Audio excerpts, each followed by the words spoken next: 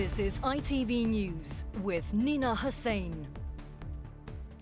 Good afternoon. The RMT leader Bob Crow died in the early hours of this morning from a suspected heart attack. The 52-year-old led the country's biggest rail union for 12 years. The politicians he clashed with and those he called his friends spoke of their shock today. Hailed as an outstanding trade unionist and a working-class hero, Boris Johnson said he was a fighter and a man of character. Here's our political correspondent, Romney Weeks. The only way round of getting over this issue of this constant mess of privatisation is by bringing the railways back into public ownership. Implacable foe of privatisation, passionate defender of his members' rights, Bob Crow was arguably the most successful union leader of his generation. He was also a great character.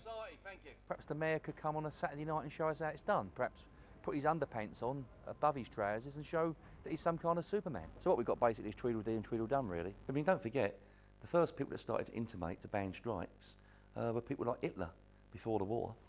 A pantomime villain for many on the right, his early death has shocked friends and colleagues. He was the real deal. He wasn't just speaking for himself, he was speaking for his members. And when he fought hard on decent pay and conditions, he was fighting for his members because he believed that's what he was elected to do. And they loved him for it. Strike action was never something he shied away from. Most recently, he was vilified for heading to Copacabana Beach whilst Londoners were facing the tube strikes he organised. But even his greatest adversaries admired his commitment. Obviously, I didn't always agree with what he had to say, but I really will say this. I think that together with other union members, Bob Crow unquestionably helped to drive forward huge progress on London Underground, and he leaves a massive legacy behind. A working-class hero, he lived in this council house until his death. Whatever people thought of his politics, he inspired respect from all sides.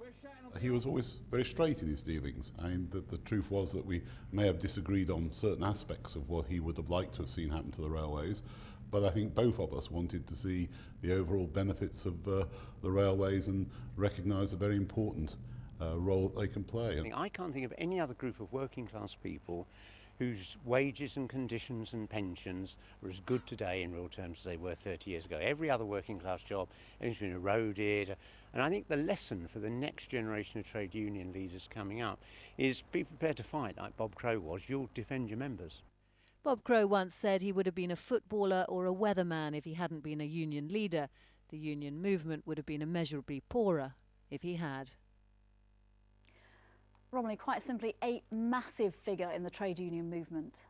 Yes, undoubtedly. He was also a very controversial figure. He made life difficult for hundreds of thousands of people trying to commute on the rail network or the tube network with his willingness to strike. He was also a man of contradictions, a man who lived in a council house, as I pointed out, but earned a six-figure salary, a passionate left-winger, but someone who wasn't a member of the Labour Party and was also highly critical often of Labour policies.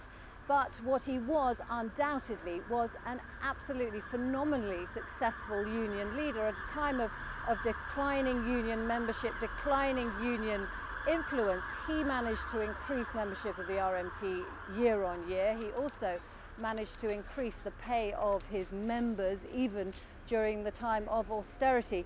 He was the grandson of a boxer and he was often seen as a real political fighter, absolutely unafraid to take anyone on if it would further the cause of his members. And from that, as you can see from the tributes that have been coming in, he was respected. Romney Weeks, thank you. In the last few minutes, the boss of the